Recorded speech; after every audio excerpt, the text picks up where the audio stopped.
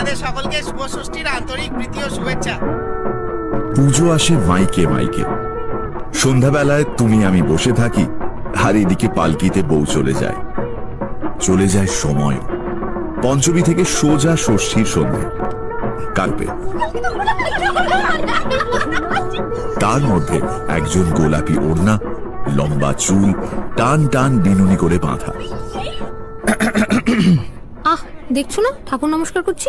তো কর না, আমি কি আটকেছি নাকি? না, ডিস্টার্ব করছো। ঠাকুর রেগে গেলে কি হবে জানো?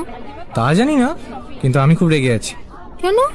কাল কোথায় ছিলিস তুই? একবার মণ্ডপে আসতে পারলি না?